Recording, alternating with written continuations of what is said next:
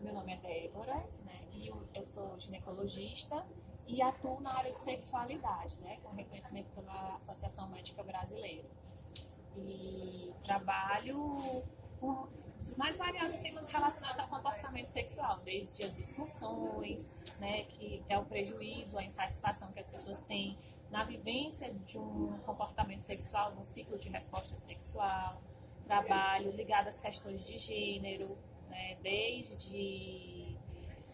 de aspectos apenas de orientação relacionados a pessoas transexuais, por exemplo, até a parte de cuidados ginecológicos, pessoas que são transexuais e já fizeram o procedimento cirúrgico ou não fizeram o procedimento cirúrgico e também necessitam. Né? Trabalho com educação sexual. Né? Então, às vezes eu frequento ambientes, escolas, dou em algumas aulas, em algumas instituições. E aí faço tudo isso, tanto no serviço público quanto no serviço privado. No serviço público eu coordeno o serviço de sexologia da maternidade escola, assim, Chateaubriand, da UFC. Então você recebe mulheres com endometriose no seu... Isso. No serviço de sexologia da universidade, eu recebo pacientes com queixas sexuais, pacientes mulheres com queixas sexuais. E essas queixas sexuais, elas vão dos mais diversas, né, dimensões. Desde dimensões mais psicológicas, do tipo, eu não sinto vontade de ter relação, mas não tenho nenhum sintoma físico, é realmente a falta de desejo, talvez, até sintomas e queixas mais físicas, como, por exemplo, eu sinto muita dor quando eu vou ter relação sexual. E entre essas pacientes, desde as que não têm desejo até as que sentem dor, né? Quando a gente vai avaliar a história clínica, a gente pode encontrar, sim, pacientes que têm endometriose. Né? Então, às vezes, uma endometriose já resolvida, muitas vezes, que ela não experimenta mais dor, mas ela acabou ficando com uma sequela de disfunção sexual, com uma diminuição do desejo, né? E até pacientes que têm vivência, têm o desejo, mas não conseguem ter uma relação sexual satisfatória porque sentem dor. Quais são as situações mais comuns? Assim? Quais são as angústias principais das mulheres? As relacionadas à infertilidade, né? Então, assim, qual é o papel do sexo dentro do relacionamento para aquela mulher? Então, cada mulher dá ao sexo uma importância dentro da própria vida e dos relacionamentos. Então, a gente vai encontrar essa interface, né, da angústia exatamente em relação a qual a importância do sexo dentro da vida e da percepção de vida daquela mulher. Se aquela mulher associa que o sexo é muito importante dentro do relacionamento para que ela possa construir uma família, por exemplo, então a gente vai encontrar aí uma interface com essas questões da infertilidade. Se às vezes é uma mulher que já tem uma família construída, já tem uma prole definida, mas o sexo é muito importante para a dinâmica relacional, né? E aí a gente cabe 1000 conversas sobre isso. Né? Então, o sexo vai tá interferindo muito na qualidade do relacionamento em si. Né? Se eu fosse citar os principais, eu acho que as relacionadas mesmo, as questões relacionais, sobretudo na vivência do comportamento sexual, de um ato sexual, né? As questões relacionadas à infertilidade, as questões relacionadas à autoimagem, né? Então, assim, sentir-se bem é muito importante para eu me perceber bem, para eu ter autoestima e autoconfiança para viver um monte de coisas na vida.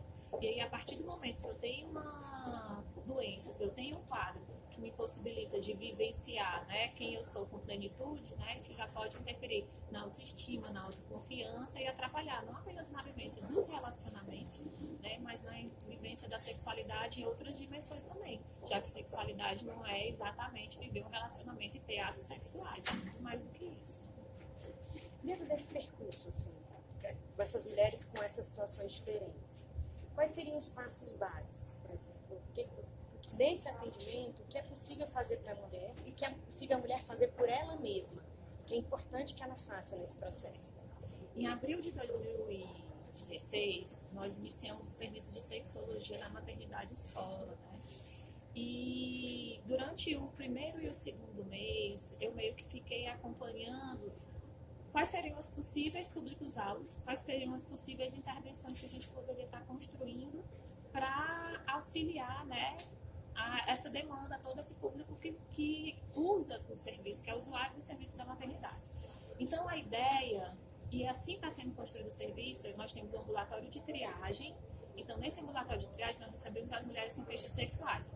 Nesse universo, chegam para a gente pacientes que têm endometriose.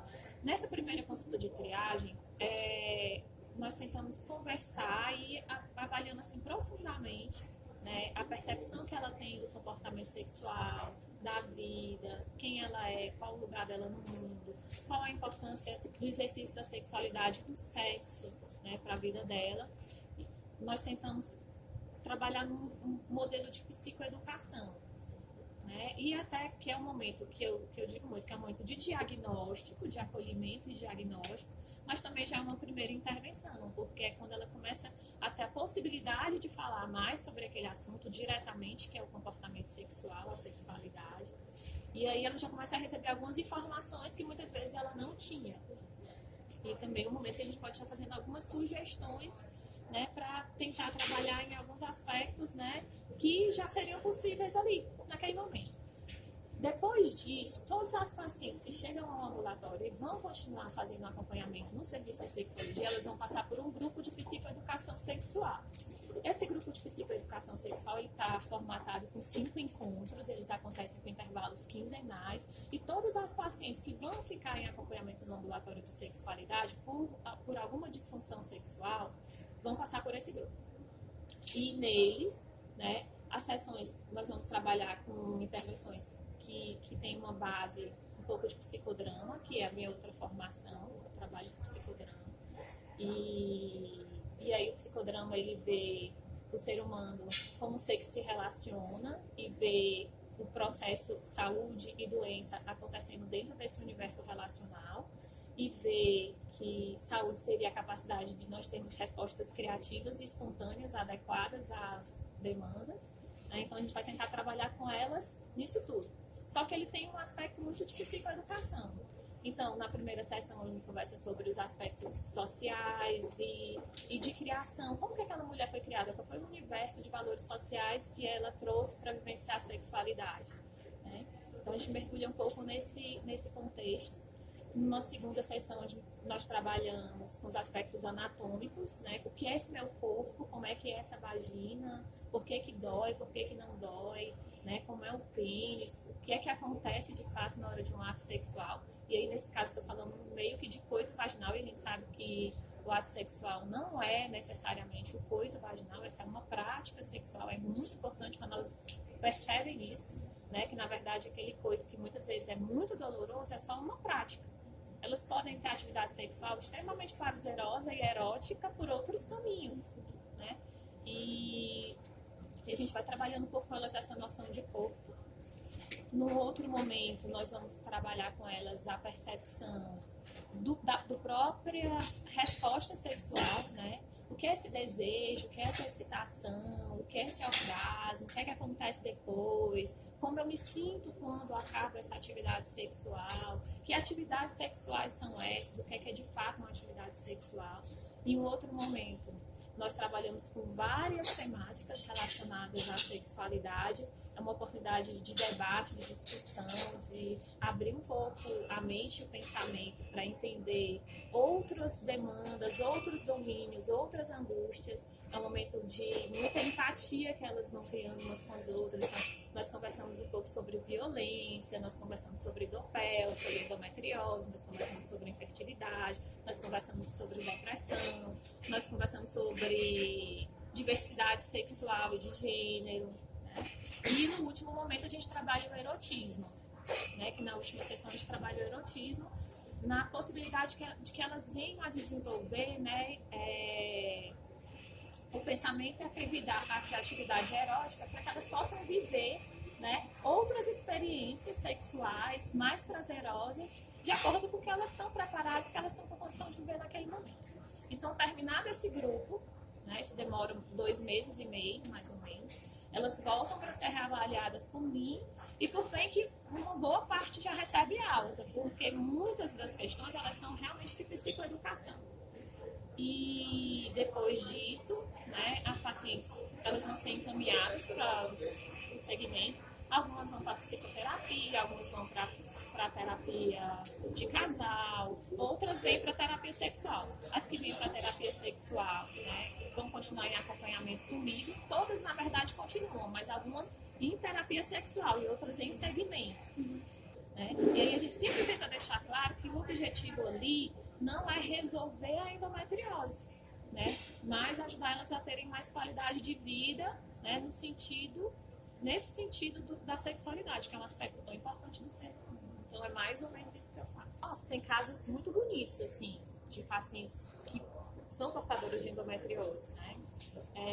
Alguns que me chamam muita atenção, foi uma paciente que ela já fez múltiplas cirurgias e a autoestima dela estava bem comprometida por conta do aspecto, né, que ela foi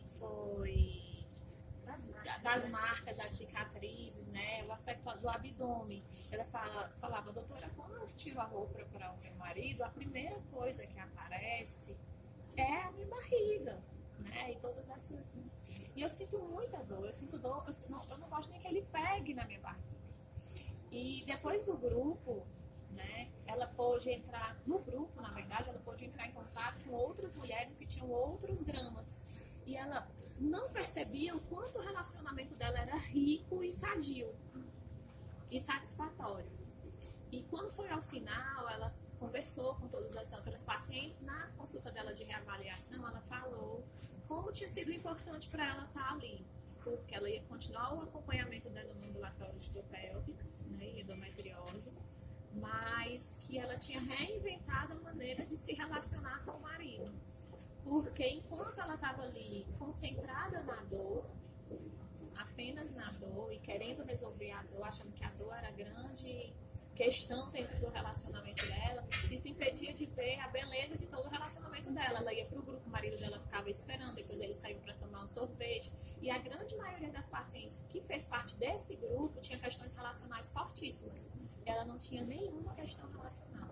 Né? Então, assim, eles puderam se reinventar. Ela percebeu no treino de erotismo, que a gente faz uma técnica que chama treino de fantasia, né? Ela percebeu a possibilidade de vivenciar atos sexuais de outras formas, né? E aí no segmento, hoje ela vem uma vez a cada 6 meses, é sempre muito positivo. Ela fala, só não imagina a posição que eu inventei agora, né? E isso é muito legal, e até a vivência do prazer. Então esse é um caso que me chamou muito a atenção, porque ela continuou sentindo a dor física, mas a dor emocional e a preocupação que ela tinha com o relacionamento, que ela só achava que a dor era a principal pedra desse relacionamento, né? Na verdade, fortaleceu. E lembro que um dia ela falou assim, se eu não tivesse endometriose, eu nem tinha vindo aqui, talvez eu nem percebesse que eu tinha um casamento tão bacana. Né? Então esse foi um caso que me chamou muita atenção. E outros casos, como por exemplo, pacientes que já fizeram tratamento, eles experimentam uma melhora na escala de dor, mas não experimentavam melhora da dispareunia. E muitas vezes por um comportamento de defesa que elas vão adquirindo, né? Quando você sente uma dor, você se trava. E aí o trabalho da terapia sexual nesse lugar e o trabalho da fisioterapia pélvica nesse lugar também precisa ser nesse aspecto psicossomático. Porque muitas vezes eu tenho uma causa física da dor, mas eu posso conseguir um grau de relaxamento que me permita não ampliar essa dor. E aí é o que a gente mais trabalha com elas.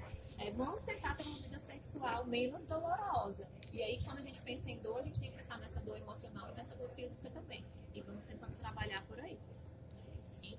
As pacientes elas podem ser encaminhadas tanto da própria maternidade escola por interconsulta, pedido de interconsulta, como elas podem ser recebidas a partir da rede.